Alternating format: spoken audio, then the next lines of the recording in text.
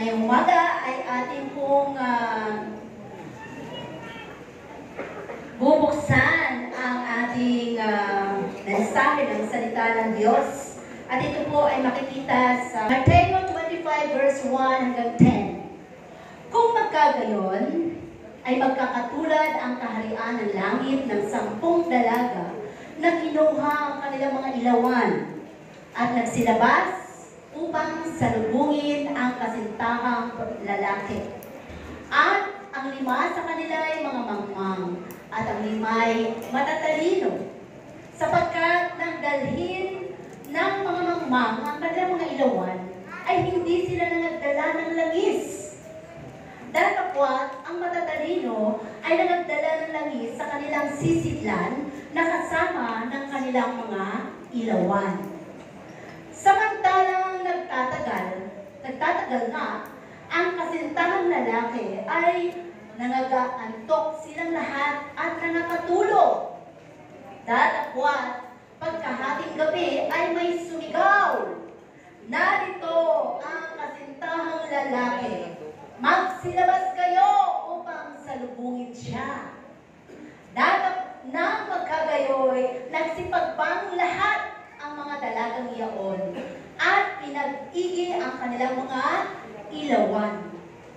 At sinabi ng mga mangmang sa matatalino, "Bigyan ninyo kami ng inyong langis, sapagkat nangamamatay ang aming mga ilawan."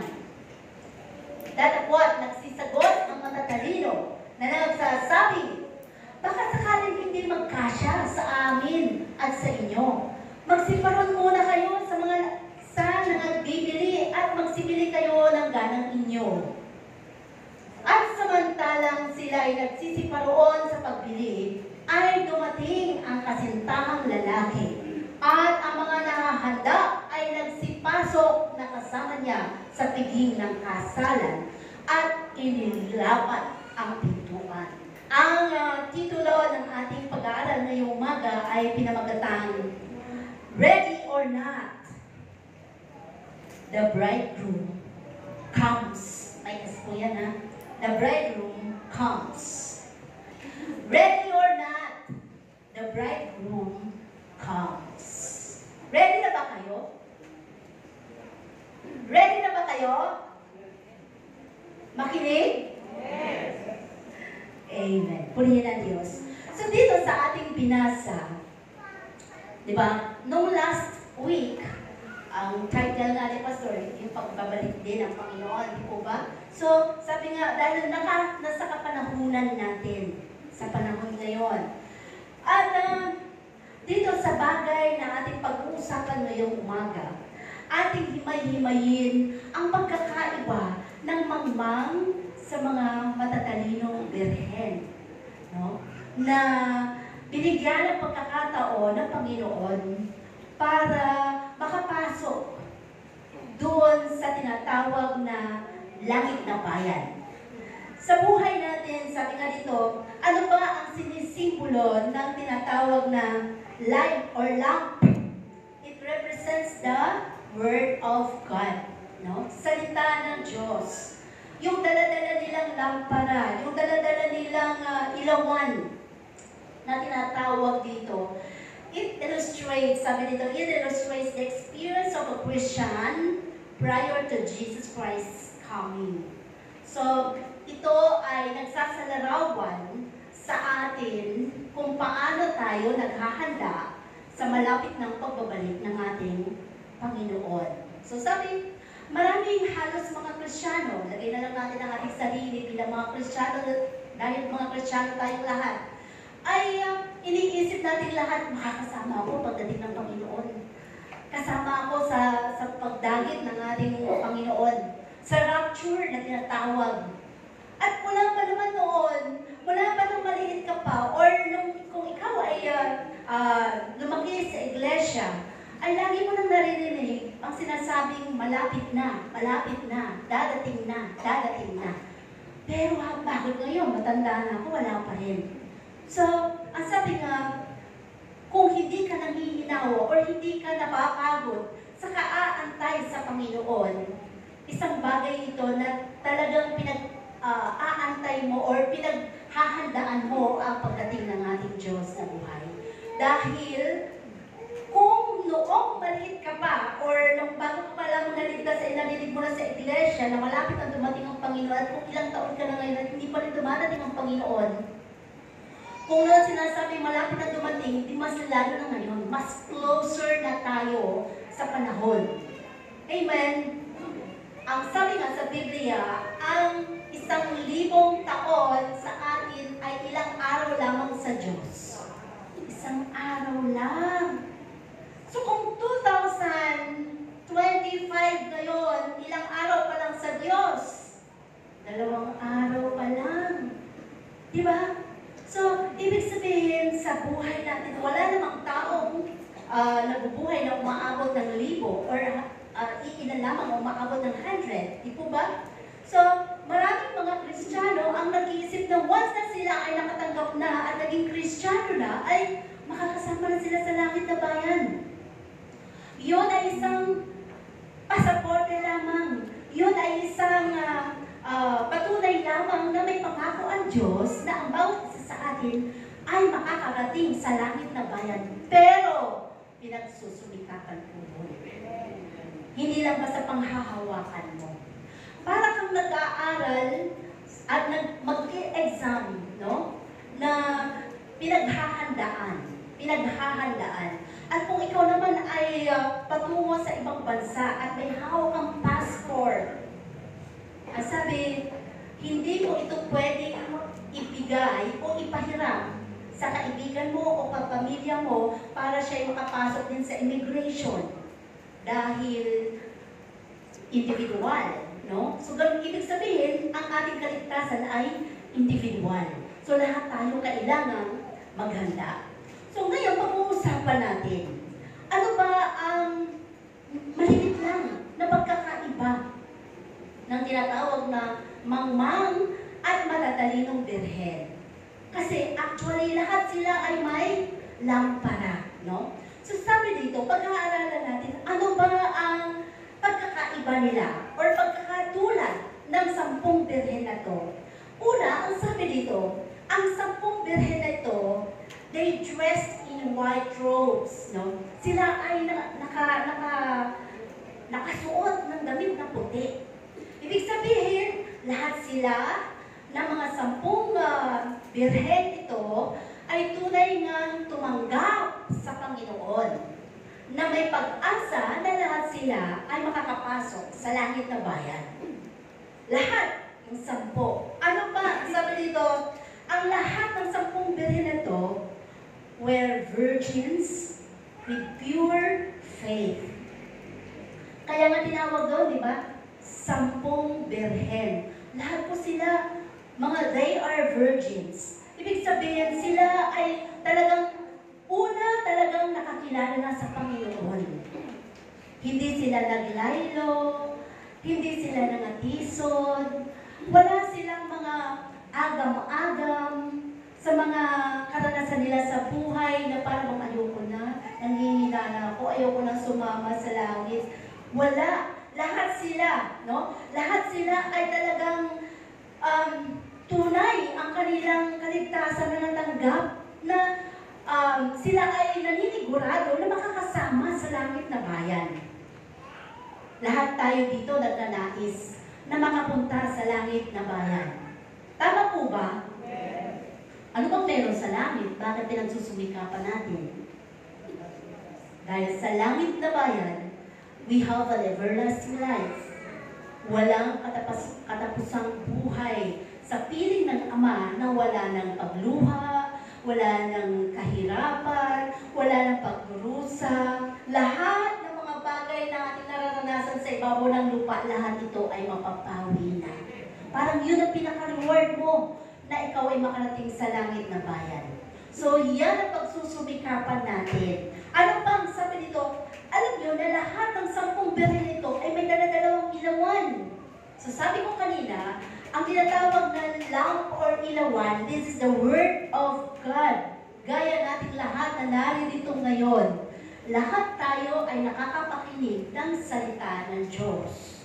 Lahat tayo ay binibigyan ng warning ng Panginoon. Lahat tayo ay binibigyan ng paalala ng Diyos patungkol sa malapit na niyang pagbabalik. Depende lamang sa nakikinig. Kung ikaw ba na Kristiyano ay nakikinig o naririnig mo lang. Ibig sabihin, kapag nakikinig ka, tumatagos sa puso. Pero kung naririnig mo lang siya, mamaya paglabas mo, nawala na. Lumabas na sa kabilang tenga. Sanlibutan ulit ang buhay mo. Yun ang ibig sabihin, no? So ano ba ang pagkakaiba or pagkakapareho ng dalawang berhin ito, ng 10 berhin ito? Lahat ng 10 berhin na to, they waited for Christ. Lahat sila nag-aantay.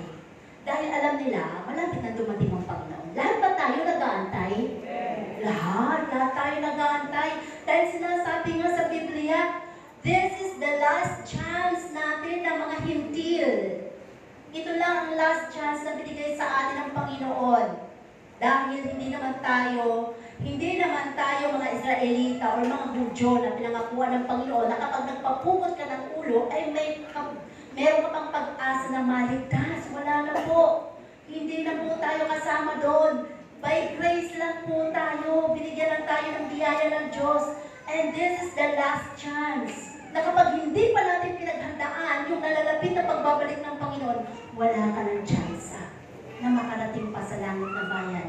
Kahit maglulugpasay ka pa dyan, kahit na pagtapos ng rapture, pupunta ka, ay makasambag nga ako na lang, kailangan magpula sa Panginoon. Wala na rin conviction na sumamba sa Panginoon dahil kasabay ng pag-rapture is pagtanggal ng Holy Spirit sa atin na nagbibigay conviction para manalangin, para magpuli sa Diyos. Wala na.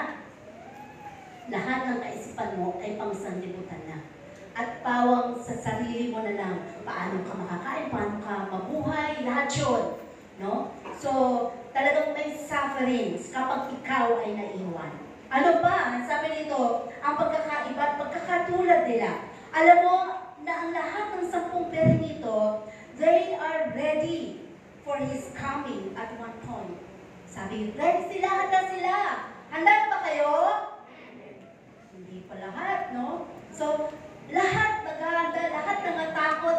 Meron nga tayo sa kapatiran dati dito na medyo hindi na siya nasamba. Tapos, nasalubong ni Pastor dyan sa may palengke. Sabi, uy, sana makadalaw ka man lang minsan sa church natin. Ayaw nga, Pastor, baka makabalik na rin ako. Natatakot ako, ayaw ko maiwan. Sabi niya gano'n. Yun. So, ibig sabihin natin, so, merong conviction, di ba? Merong longing na makabalik ka sa sarili mo, tahanan na kung saan ikaw ay ginagamit ng Panginoon. Or anumang bagay sa buhay natin. Na alam mo, kung saan ka nagiging productive o ginagamit ng Panginoon para mapaluburan mo ang Diyos. Ito ba? At ito pa, isang bagay pa na magkakapareho sila. Nung nag-aantay na sila sa Diyos o sa Panginoong Jesus, ay, di ba nagtagal? Parang na-delay? Dinelay ng Panginoon. Sa ngayon ba, sa inyo, dinidelay ng Panginoon? Hala, di ba? Dinidelay pa niya kasi tinitingnan niya, sino ba talaga dito yung mga faithful sa akin? Kasi kung talagang faithful, hindi ka, ano ba yan? Tagal namang dumating ni Lord. Huwag nga muna, maglaylo nga muna ako, pabanjing-banjing nga muna ako, hindi pa naman yata dadating eh. Parang gano'n, di ba? So itong 10 berhin ito, nung medyo nagtatagal na, alam nyo, nakakatulog sila ng mahimbing. Pero, sa interpretasyon ko, yung 10 berhin ay yung 5 berhin na yon na matatalino, nakatulog ng mahimbing na may kapayapaan dahil alam nila, nahanda sila. No? Nahanda sila na anytime dumating ang Panginoon, makakasama sila.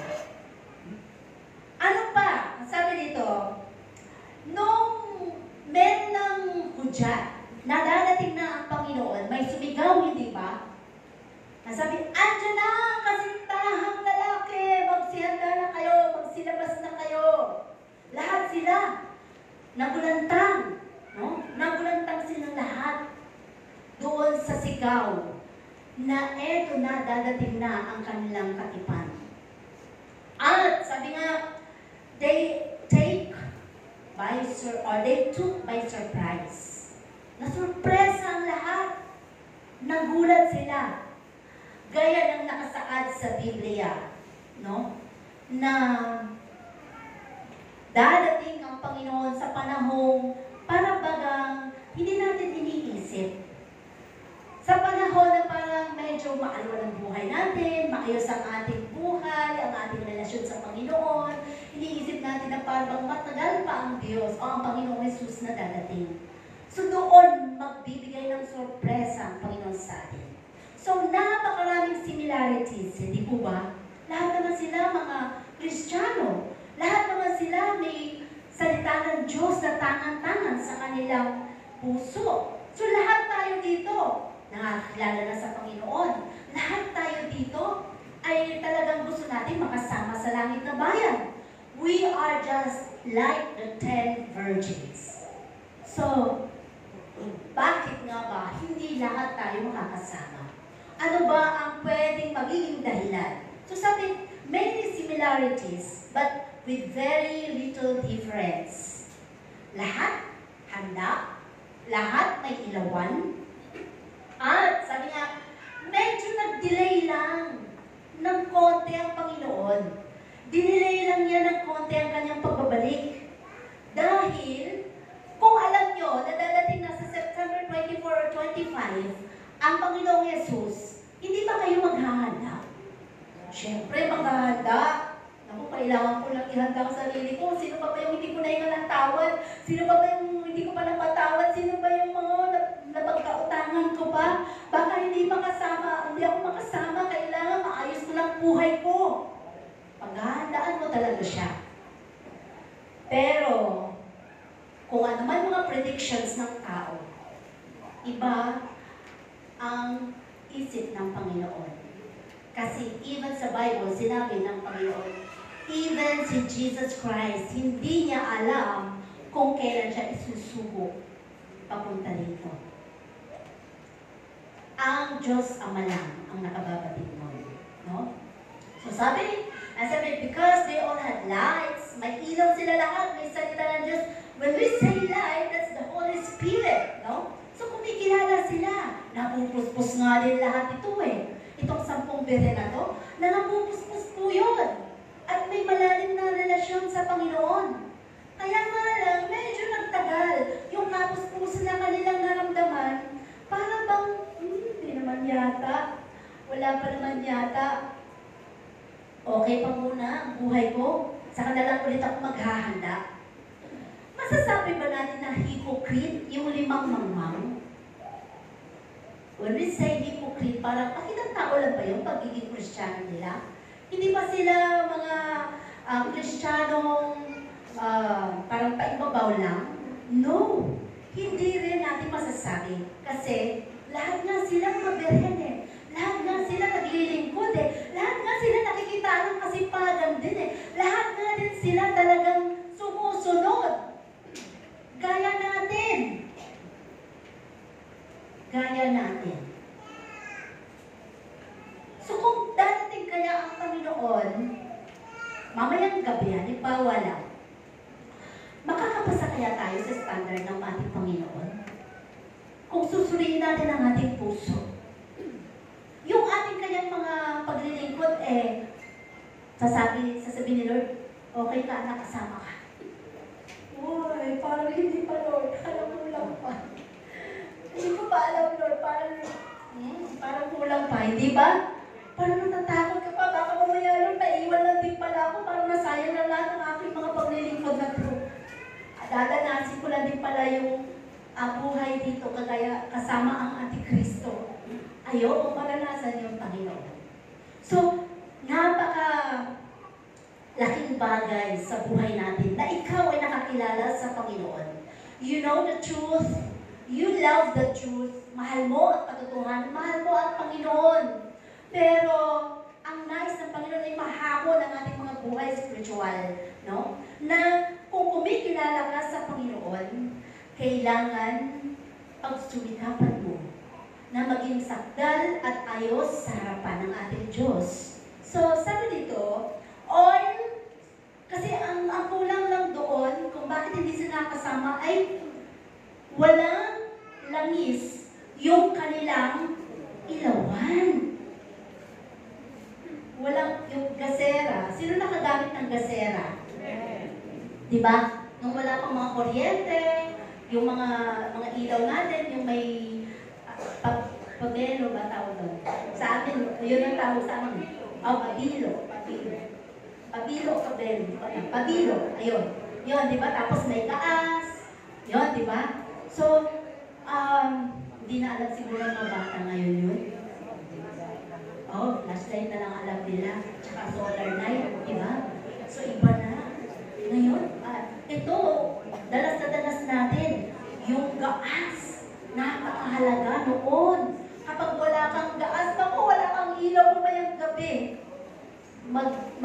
Sisiga ka na lang ng pansiga dyan sa labas para may ilaw ang bahay mo. Parang ganun. Napakahalaga. At dito, sa 10 berhen na to, ang 5 berhen, kung bakit nga ba naman talagang nahati sila sa 5, yung 5 na yon ay talagang nagpa-banjing-banjing, hindi pala nila alam, may dala nila silang ilawan. Pero wala namang palang laman. Parang meron ang tricycle, wala namang palang gasolina. Anong silbi nun? Hindi tatakbo.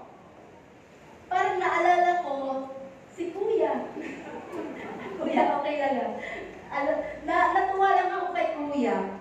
Kasi nung Tuesday, 2 araw yung graduation nila sa masteral niya. Dala niya lahat. Yung kanyang barong, lahat dala niya. Pagdating niya doon sa Wesleyan, nung magbibihis na siya, sabi niya, yung sapatos pala niyang itim, hindi niya nadala. So, nakabarong siya. Nakasapatos na puti, yung rubber shoes. So, hindi siya umakyat, hindi siya nakaakyat, hindi siya nakapangitim Nandun lang siya nanunood.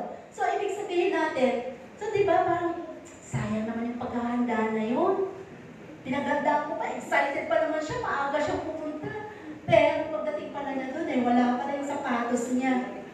So, Wednesday pa kasi ako kasama nung pangalawang araw. So sabi, natatawa ako sa kanya. Yan, kasi masyado kang ready, tapos excited ka pumunta, tapos pagdating ko, hindi ka rin pala aakyat. Parang gano'n ang nangyayari, di ba? Nagpanood ka na lang, na naiwan ka pala. Napakahirap na sitwasyon ng buhay mo. So sabi, did the 5 foolish have the Holy Spirit? Meron po. Meron din po sila, kumikilala sila sa kapangyarihan ng banal na Espiritu. Sabi ko nga po, napupuspos din po ang mga to Kasi lahat sila berhen. No? Napupuspos din po ang mga ito. Ang 5 mangmang na berhen na to. Yes, all with the Holy Spirit. All were virgins. Pure Christians. Lahat ay meron ng pasaporte makasama talaga sa langit na bayan. So kung tayo, handa na tayo, ready na tayo, ano ba bang kulang, Panginoon? Ano ba bang kulang? At sa buhay natin bilang mga mananampalataya, napakahalaga na isa sa dapat natin nare-recognize ay ang kapangyarihan ng banal na Espiritu. Kasi, sabi nga, ang Holy Spirit, ito yung kahuling-hulihang iniwan ni Jesus sa atin bago siya umakyat sa langit na bayan. Di ba nabuhay siya after 3 days? Ang sabi niya, aalis ako, pero mayroon akong iiwan sa inyo na hahalilis sa akin, na siyang gagabay sa inyo, at ang banal na Espiritu yun. So kung meron tayong naririnig ng mga katuruan, may mga churches na hindi naniniwala sa Holy Spirit, hindi po tunay na nagsumasamba yun sa Diyos na buhay. Kasi yun ang kahuling-hulihang agent ng ating Panginoon na iniwan sa atin. Ang banal na Espiritu ang siya nagtuturo sa atin para manalangin, magpuri sa Diyos. Siya ang nagbibigay conviction sa atin. Kung ikaw ay may maling ginagawa, siya yung bumubulong sa'yo ng, anak, mali yan. Anak, huwag ka pumunta dyan. Ang banal na espiritu po yun. Pero kung wala ka nang naririnig ng mga conviction sa puso mo, isipin mo, malungkot ka.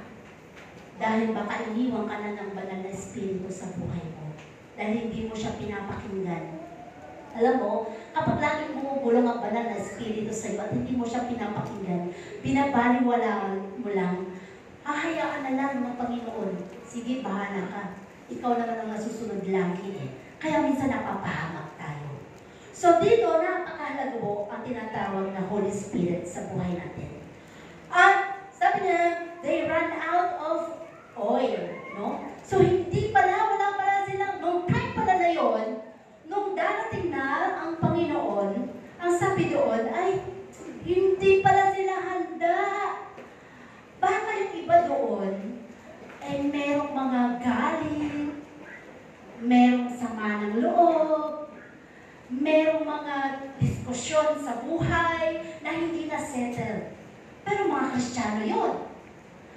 Merong mga bagay na mga relasyon na medyo hindi na fixed nung time na yun. Kasi hindi na sila naging handa eh. Kaya nga sabi ng Panginoon, every day of our lives, dapat handa ka. Sinong everyday dito, laging humingi ng tawad pagdating ng gabi bago siya matulog dahil may mga nagawa siyang mali eh. Dapat ganon. Lagi kang magpalinis ng puso mo, ng isipan mo sa Panginoon kasi baka hindi ka na magising at paggising mo, nasa impyerno ka na pala. Totoo yun. Walang duda. Dahil dadalawa lang naman ang pupuntahan natin sa langit at impyerno. Hindi natin pwedeng takasan ito. Ito ang talagang kakaharapin ng bawat isa pagdating ng panahon. Dahil lahat tayo ay mamamatay kung hindi man natin pa maabutan na dumating ng Panginoon. Dalawa lang ang kakaharapin natin. So sabi nga, dito, now the oil is abundant, no? Abundant sa atin. Free. Ito ay, ang sabi nga, kilalanin mo lang ang kapangyarihan ng banal na espiritu. Ang banal na espiritu din ang nagtuturo sa'yo. Kagaya ng pagtuturo ko ngayon, ang banal na espiritu ang nakikipag-usap sa atin. Kasi kung ako lang mananangan sa sarili kong karunungan, siguro mag-iisip lang ako ng mga bagay na nais ko na mapaparangalan or kayo ay mabigyan ng kaluguran. No? Pero kapag banal na espiritu, siya ang pangungusap sa ating lahat. Kung paano ang conviction sa puso natin ay pumasok. At sinasabi nga dito na tayo bilang mga mananampalataya, napakahalaga na ang bawat anak ng Diyos ay kumikilala sa kapangyarihan ng banal na espiritu. Pero tandaan nyo, ang banal na espiritu ay hindi nagpapapuri. Meron ba yung kayong narinig ng purihin ng banal na espiritu? Wala.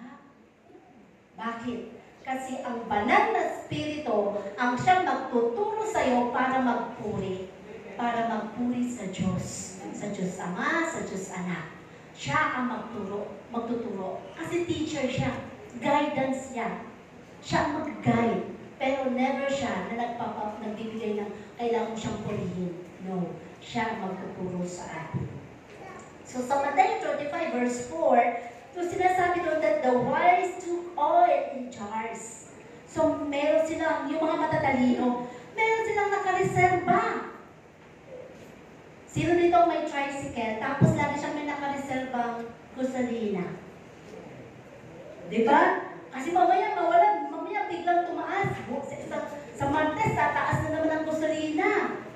Parang ganun. At least kung meron kang stock, ay at least parang kampante ka. Antay mo na lang ulit na bumabago ka na lang ulit magpakarga ulit ng pag-stock mo. Diba? So, sa buhay natin, ganun, dapat meron tayong nakastock. Lagi mong, huwag mong i-decline. Huwag mong pabayaang hindi mo marinig lagi ang conviction ng banal na espiritu sa puso mo. Kung lagi may conviction, pasalamat ka. Mahal ka ng Panginoon. Ayaw ka na mapahamak. At pakinggan mo po yun. Sundin mo po yun. Pag may narinig ba kayo kanina, anak, gising na, hindi ko ngayon. Meron ba kayo narinig? O sinipa-sipa muna kayo ng nanay nyo bago kayo nagising. Pero yung pusa lang dahil, ay, hindi ko ngayon. Dapat excited, di ba? Na magising dahil para sa Diyos ito, para sa Panginoon ito. Yun ang isang tinitingnan ng Panginoon sa ating buhay. Kagaya ng matalinong mga birhen, no? So, may reserve silang mga langis. They have a deeper experience with Jesus. Lumalim na ang kanilang relasyon sa Panginoon. Ilan na ba dito sa atin ang may 20 years ng Kristiyano? 15. O si Brother Jess. 15. Pataas ang ba? O 20. Meron na? 10. 10. 5 hanggang 10. 5 hanggang 10. Ibig sabihin, mga baguhan kayo lahat. Nakakatuwa naman kayo. Tandaan, nakasulat ang pangalan niyo sa aklat ng buhay. Alam ni Lord kung kailan kayo tumanggap. So yung years na yon na inyong nakilala ang Panginoon, may nabago na ba? Nakita niyo ba yung transformation ng buhay mo? Sa character mo? Sa pamumuhay mo? Ang laki na! Ang laki na ng transformation sa pamumuhay natin! Ang dami-dami ng bless ng Panginoon mula nung siya'y naglingkod sa Diyos. Kaya lang minsan hindi natin na-appreciate yun. Lagi natin hinahanap yung wala sa atin. Lagi natin hinahanap yung kulang sa atin. Pero kung ma-appreciate mo lang lahat ng bagay na meron ka ngayon, lalong magagalak sa iyo ang Panginoon. Ibig sabihin lang, ang mga bagay na kung ano mang meron ka ngayon at ikukumpara mo noon, ang laki na po. Ang laki-laki na ng nabago, ng binago ni Lord dahil sa pagkakilala mo sa Kanya at hindi ka give up during that time. Ngayon ka ba ba bibigay? Ngayon ka ba ba give up? Malapit na dumating ang Panginoon. Sayang lang ang tinakbo mo. Kung ganun rin lang ang kaisipan mo. Ngayon ka ba ba matitisod? Sa mga kakarampot na mga nararamdaman mo, na kaisipan mo, mga bagay na binubulong ng kaaway sa'yo, ngayon ka pa ba matitisod? Paano pag naabutan ka? Nadadating na ang Panginoon. Matutulad ka sa limang mangmang na mga birhen. Di po ba? So sabi dito, with deeper experience, no, sa Panginoon, we need a deep prayer life. Kailangan natin. Sino ditong everyday nananalangin? Lahat naman nananalangin, di ba? 3 beses sa araw? Pagkain ba yun? Opo, kasi umaga, tanghali, gabi, kumakain, nananalangin. Sabi nga, pray without ceasing. Kahit nakaupo po kayo dyan, dapat nananalangin kayo.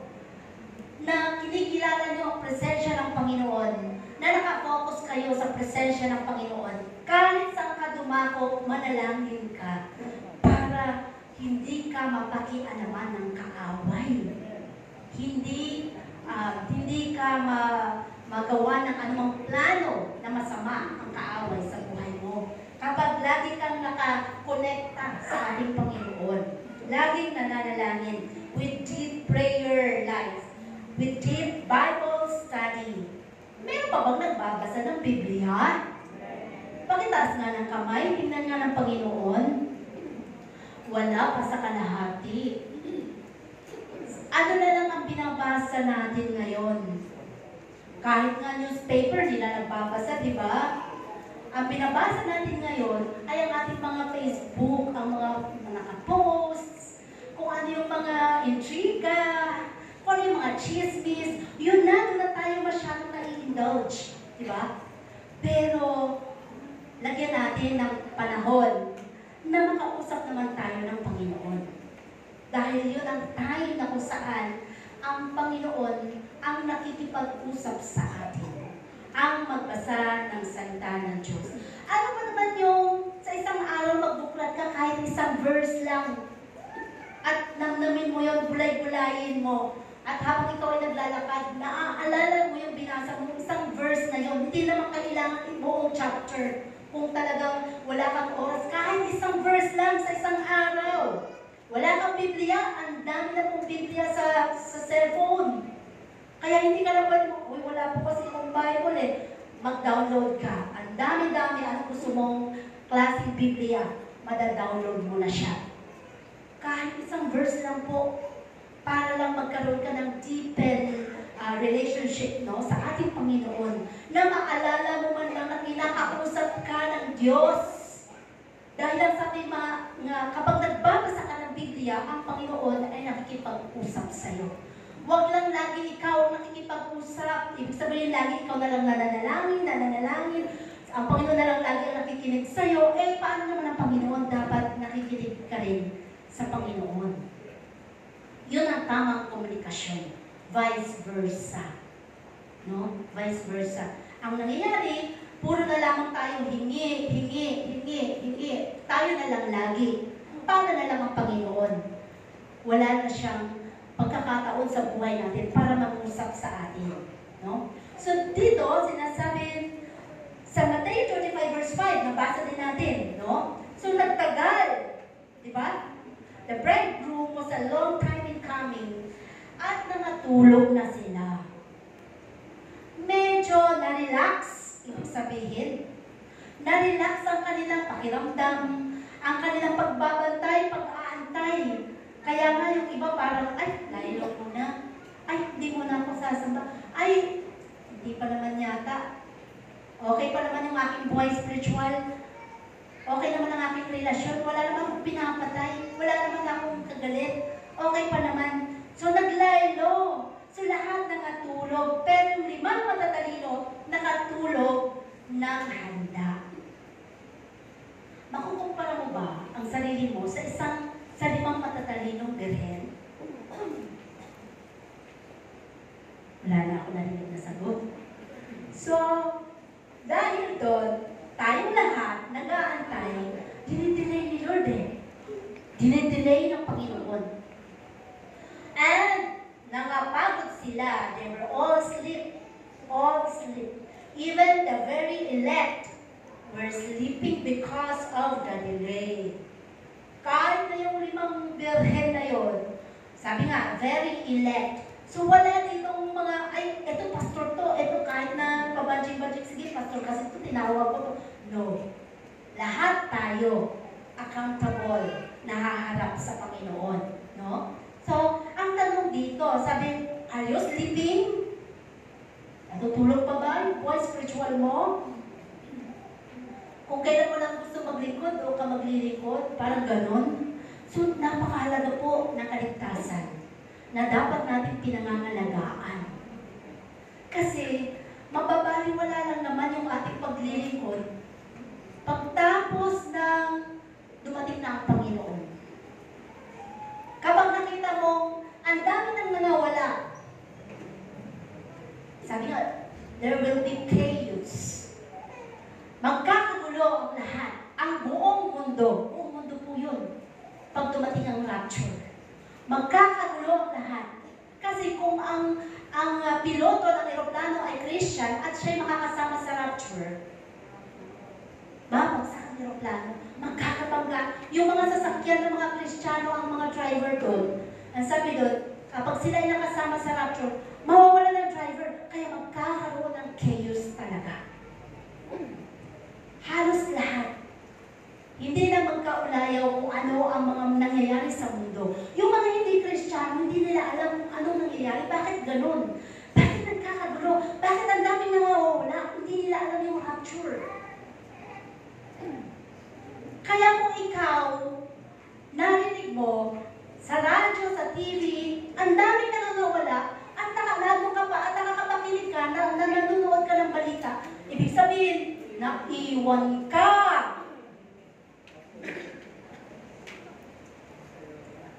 Naiwan ka. Diba?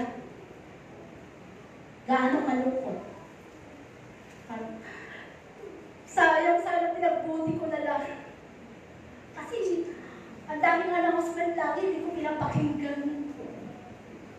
Atid po kayo, atid po kayo. Sayang, sana binigay ko na yung oras ko na yun. Di ba tayo minsan, sa mag-asawa, pag namatay na yung kung buhay pa yung asawa, lagi inaaway yung asawa, ay, yung asawa ko na yan, pinapahiya sa mga kamag-anak, sa pamilya, ay, asawa ko na yan, ganito yan. Nung namatay, iyak ka ng iyak ngayon. Sobrang iyak mo, sobrang lungkot mo.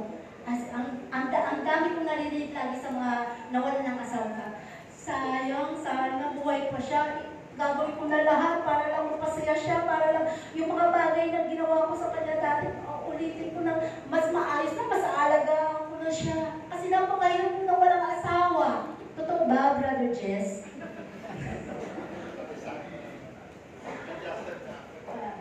Pero nung una, di ba, ang hirap? Mga napakahirap talaga, di ba, Sister Lucy? Sister Lucy nga sabi mo, parang ako tinakluban ng mundo. Napakahirap po. Kahit yung asawa mo na wala nang masyadong silbi, halimbawa ganun, mas gugustuhin pa rin siyang mabuhay kung pwede lang. Kasi pinakamahirap ang mawala ng mahal sa buhay, lalo sa asawa. Kaya mahalin niyo yung asawa niyo. Huwag niyong bigyan ng stress. O kayo na stress. Kahit na ano pa. No? Sabi nga, lahat tayo naghahanda sa pagbabalik ng ating Panginoon. Dahil lang pala doon sa sama ng loob sa asawa mo, naiwan ka. Maku, kawawa ka naman. Pero naglilingkod ka, ginagamit ka sa ministries. Hindi pa nakabilang yun. Hindi pa na-approve natin yung ginawa mo sa Panginoon. Naiwan ka kasi may galit ka eh. May sama ka ng loob kay Pastor, kay Sister Luz. Hindi mo na-settle. Sayang naman. So lahat yun, no? Lahat accountable tayo sa pagharap sa Panginoon. Ang sabi dito, are you sleeping? Sleeping as the King is about to come. Dadating. Sa ayaw at sa gusto natin, dadating po siya. Walang makakatakas dito. At sinasabi ng iba, di ba rin na lang kapag dumating na yung rapture at naiwan na, magtatago ako sa pinaka-bundok. Doon ako magtatago. Hindi ako maabutan ng mga antikristo, mga tauhan ni antikristo para habulin. Naku po, kahit saan po kayo, dadako, tutungo, magawa ka man ng tunnel sa ilalim ng lupa, matatagpuan po kayo. Naniniwala kayo. Yung mga pinipirmahan nyo ngayon, anong information, pangalan mo, status mo, address mo, cellphone number mo, lahat po yan nakakonekta na kay Antikristo. International po yan. Lahat ng pinipirmahan mo about sa sarili mo, information about yourself, yan ang gagamitin para hindi ka makakawala kapag ikaw naiwan. Kaya walang pwede magtago. Dahil lahat tayo may information. Ay, lumipat na sa Bulwato dati to Eh, nandito na sa San Isidro. Parang kita ka pa rin. Kung ang cellphone ngayon, meron ng tracker na tinatawag. Eh, nagtatago ka ngayon, makikita doon sa ano ng kanilang monitor. Eh, ito lang, pumupula, nandun sa ilalim ng lupa. Kitang-kita ka. Kaya walang kawala. Kaya wala nang ibang pagkakataon na tayo pa ay maligtas kapag naiiwan. Tandaan po natin, hindi po siya biro. Hindi siya biro. Ito po ay isang bagay na dapat pinaghahandaan. No? So sabi, sa buhay natin bilang mga mananampalataya, doon sa chapter 25, verse 6, sabi, at midnight, the cry rang out. Naku, doon na. Nagkaroon na ng parang chaos sila. Kasi natuklasan nila na wala palang dala yung limang mangmang na langis. No? So kagaya din ng pagdating ng ating Panginoong Jesus, na kailangan anumang mangyari sa buhay natin, handa tayo. Parang sa asawa mo lang din yan. Hanggat buhay pang asawa mo, ipakita mo na mahal mo siya. Kasi, kapag nawala na ang asawa mo, wala ka ng paglalaanan ng gusto mong ibigay sa kanya. Diba?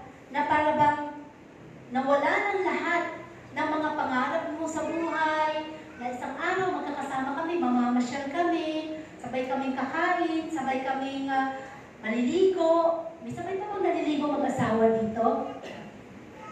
Wala yata, no? Wala. Mauna ka na nga doon. Lahat ng bagay sa buhay natin, napakahalaga po na tayo ay nagbibigay kahalagahan sa ating mga buhay spiritual. So sa verse 7 hanggang sa 8, sinabi doon, lahat sila, yung 10 birhen na yun, ay nagising. At nga, natuklasan nila na wala na ang kanilang, wala, yung 5 mangmang ay walang langis. Maaari mo bang sabihin na kung ikaw, halimbawa, ikaw ay mayroong langis na dala. Halimbawa, ikaw yung matalino at matalinong birhen. At may kasama kang kaibigan mo pa naman, may walang dalang langis yung kanyang ilawan. Bibigyan mo ba siya? Selfishness ba yun? Sasabihin siguro nung hindi nakapagdala ng ang selfish. Ano ba selfish sa Tagalog? Napakamakasarili. Napakamadamot mo naman. Kaliit lang naman, hindi ingipon sa'yo. Hindi mo pa ako mapigyan. Di ba kaibigan mo ako? Nagkasama pa nga tayo, di ba? Sabay tayo na nagplano ng flood control. Parang gano'n. Ngayon, di ba ako bibigyan? Dapat makikinabang din ako dyan. Parang gano'n, di ba? Pag ikaw, bibigyan mo ba? Ito na lang yung last resort ko eh. So, sinasabi ko kanina sa inyo, ang ating kaligtasan is individual. Hindi mo siya pwedeng i-share, o hindi mo siya pwedeng ibigay. Pwede kang mag-share ng kaligtasan. Pwede kang mag-testify, mag-testimony. Pwede kang mag-encourage sa kapwa mo. Pero yung kaligtasan na meron ka ngayon, kung gaano ka nagsusumikap, hindi mo ito pwedeng ipahiram. Ikaw lang yun eh. Ikaw lang yun. Kung ikaw ay may tatak ng kasipagan na naglilingkod at nagsusumikap, hindi mo siya pwedeng ibigay sa anak mo. Pwede mo lang siyang encourage, anak, maglingkod ka. Pero yung, Lord, pwede bang hati na lang kami sa kasipagan na meron ako? No. Sa'yo lang yun. Ikaw ang makikinabang nun. At ikaw ang tatanggap ng reward mula sa Panginoon. Kaya kung ang lola mo, ang nanay mo, masipag, samantalang ikaw, ay pagdating ng rapture, hahawak na lang sa paa ni nanay. No, may iiwang ka din. Kasi bigla namang mawawala yun eh. Walang bagay na magic sa Panginoon. Kung talagang ikaw ay maiiwan ka. So sabi nga, ang lahat nakalagay dito is, we must have a deep relationship. Deep, pag sinabing deep, malalim na yon, no? Kailangan yung hindi lang basta naisip mo lang si Lord kapag may kailangan kang ipag-pray na dahil may babayaran ka, naisip mo lang ang Panginoon dahil may sakit ikaw o yung mahal mo sa buhay, kailangan mo siya ipag-pray, pero nung masaya-masaya ka at pinagpapala ang buhay mo, hindi mo siya naisip. Hindi mo nga siya binibigyan ng pagkakataon na pasalamatan eh. So parang ganon, no? So sabi nga, ganon din sa buhay spiritual natin, napakahalaga po ang character natin. Dahil ang character, sabi, is not transferable. So ito ay pwede mo maging magandang halimbawa ka lang sa anak mo. So hindi pwedeng, ako matalino, ako dapat yung anak mo matalino din. Kasi iba-iba po tayo ng pag-iisip. Iba-iba po tayo ng pag-iisip. Pwede po siyang turuan, hubugin, at i-practice, no? Pero yung kung anong knowledge na gain mo, hindi niya makukuha yun.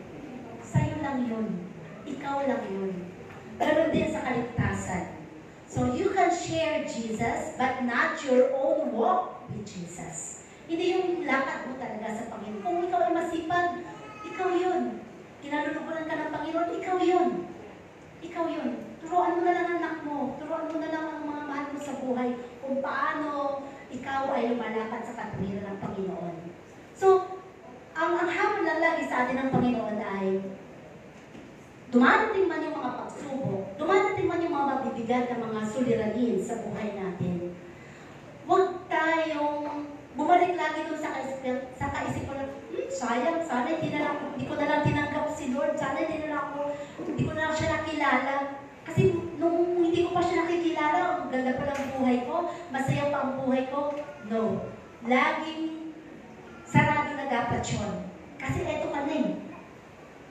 Natanggap mo na ang Panginoon at nagpapatuloy ka na sa Diyos. No? At sabi nga doon sa isang halimbawa, alam ko na ilang beses nyo nang narinig ito. Hindi ba? Yung isang Kristiyano na lahat, marami sila, nagbubuhat ng krus. Diba? Lahat sila sabay-sabay na nagbubuhat ng krus. At yung isang Kristiyano, every time na nakakaranas siya ng pagsubok sa buhay, sabi, ang bigat naman ng krus ko. Putulan ko nga sa dulo. O, putulan na naman niya. Pinuputulan niya para gumaan. Lakad na naman siya. Sumasabay naman siya doon sa maraming nagbubuhat ng mga krus. Dumating naman yung mga katitisuran sa buhay niya.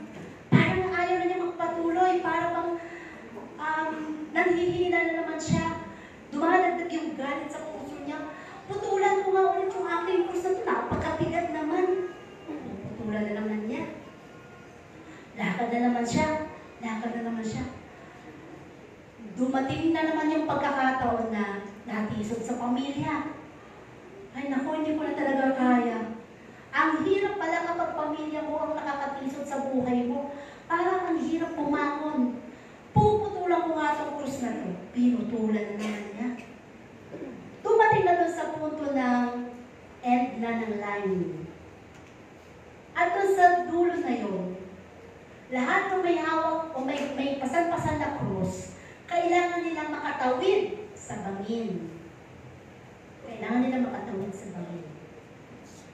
At nung nandun na sila, yung mga kasamahan niya na tuloy-tuloy lang ang takbo kahit na mabigat ang krus, ibig sabihin kahit ang daming pagsubok na naranasan, kahit na ang bibigat ng kanyang naramdaman, kahit na talagang parang gusto lang nilang sumuko, hindi sila sumuko. Dala-dala nila yung krus na yun. Na ibig sabihin, hindi nila tinangwil ang Panginoon, hindi nila tinanggap ang Panginoon. Bakit nangyayari sa buhay nila? Basta naglingkod lang sila, tuloy-tuloy sila. So nung dumating na doon sa puntong tatawid na, at igalan na niya yung krus niya, dahil yung krus ang magiging tulay nila para makatawid. At yun ang langit na bayan, yun ang promised land. Nung ilagay na niya yung krus niya, sakto ba? Kulang. Naiwan. Gaya ng rapture. Diba? Kaya kung every time na ikaw nakakaranas ng pagsubok, lahat po nakakaranas naman ng pagsubok. Kanyang-kanyang level lang ng bigat. Pero kung lagi lang natin pagkakatiwala sa Panginoon, walang mahirap sa Diyos. Lahat malalampasan. Lahat malalampasan. Never give up. Yun po lagi ang hamon sa atin ng Panginoon. At sa ating halos panghulihan, sabi nga dito, lahat ng mga birhen na yon, lahat sila naghanda, lahat sila kumikilala sa Panginoon. Pero nung dumating na ang kasintahan, at habang namimili pa yung 5, naghahanap ng langis, dumating ang kasintahan, ipinilid na ang pinto. Sarado na ang kaligtasan. Sarado na. Parang sa arko ni Noah. Nung time na nagumagaw pa lang ng arko si Noah, pinagtatawanan, di ba? Ay, balik yan si Noah eh. Kita mo, gumagawa ng arko dyan, laki-laking barko. Wala namang dagat dyan, ba't dyan ka gumagawa ng ano? Eh, nasa bundok yan, paano magkakatubig dyan? Nung panahon na yun, wala namang talagang ulan. Pero hindi natin alam ang kaisipan ng Panginoon. Pero nung time na dumating na, ang panahon na kailangan lipulin na ng Panginoon, ang sanlibutan dahil sa sobra ng kasama nagpaulan ang Panginoon. 40 days and 40 nights nang walang bumpay. Sa ngayon, pag umulan nga lang isang oras na, minsan inaurasan ko, naku, isang oras na, Lord, ang umulan, Lord, ako, tinitingnan ko na dito, tumataas na yung tubig dyan sa may ano. Lord, huwag naman, ayoko nang maranasin yung dating naranasan ng baha. Yun talaga, pag umabot ng mga isang oras na, naku, Lord, alam ko, Panginoon, na ikaw may control ng lahat ng bagay. Diba? Ilang oras pa lamang yun. Pero doon, 40 days and 40 nights, napuno ang sanlibutan ng ulan. Tubig ulan. Anong nangyari? Yung lahat ng nagtatawanan, lahat ng mga hindi kumilala, na lahat ng mga nasyera ni Noah para umakyat sa arko na yon, na hindi tumanggap, hindi nakapasok. So huwag nating sayangin ang kaligtasang ito na binigay sa atin, na binibigay sa atin ng Panginoon. Hindi man ganun kabilis ang tinatawag na transformation o paglago mo, pero kung nagsusumikap ka, makakarating ka sa destinasyon ng Panginoon. Kung ang sasakyan mo man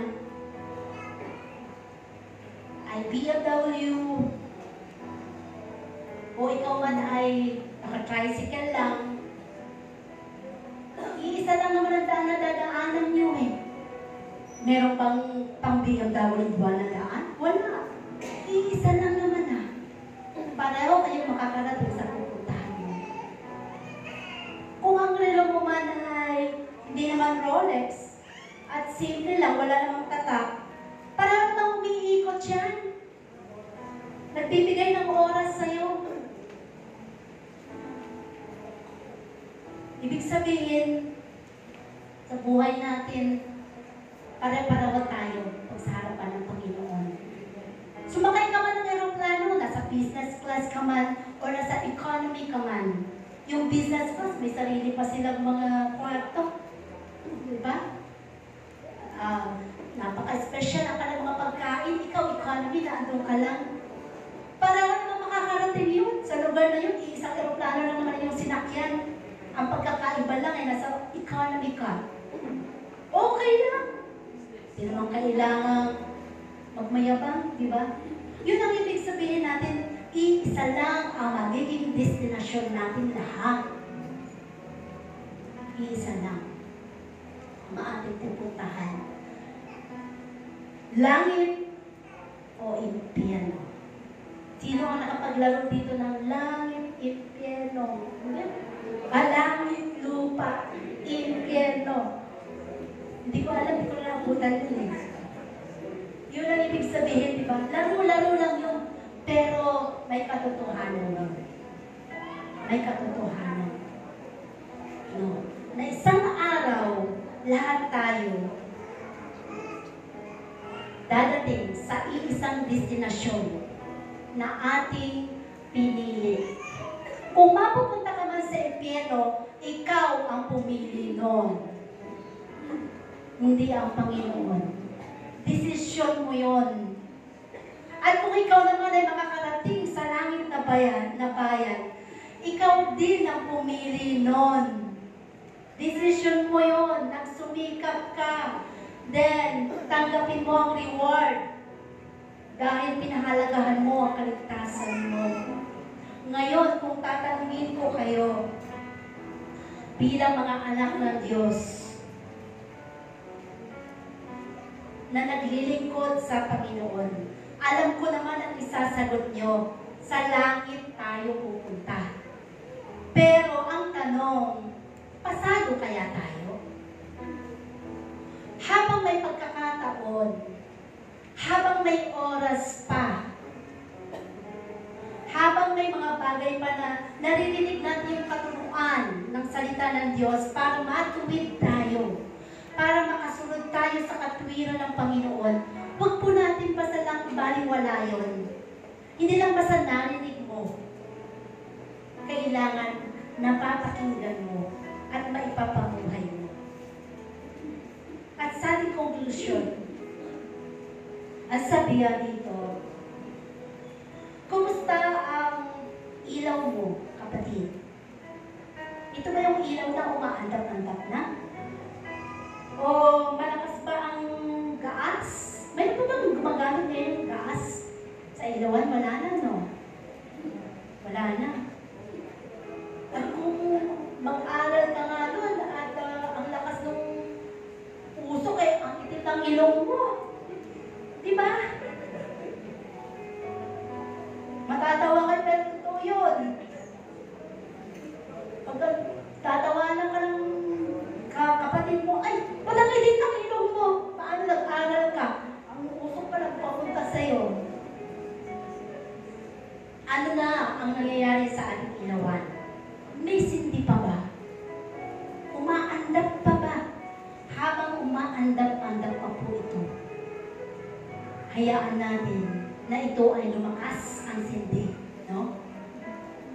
Sabi, remember, we cannot be strong by minimal prayer.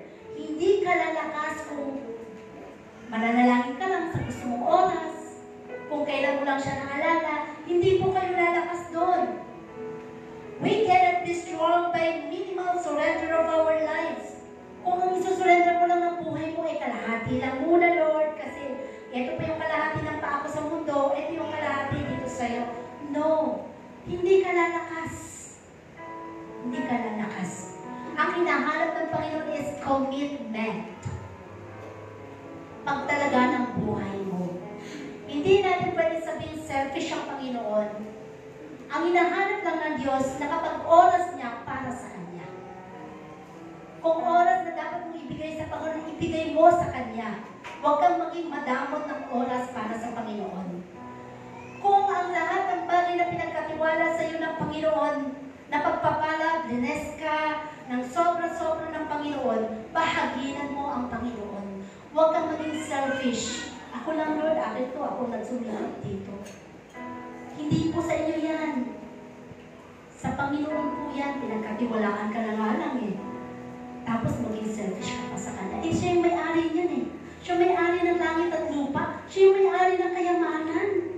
Tapos ayaw mo ibalik ang para sa Kanya. Nakakaya ka naman. Sabi nga ni Bongbong Marcos, mahinga naman kayo. Diba? Dapat ba kung tayo may pinagkakautangan ng loob? Diba parang nakakaya, wala man lang akong bigay doon kapag ako'y tungkol sa bahay nila. Dapat ganun tayo sa Panginoon.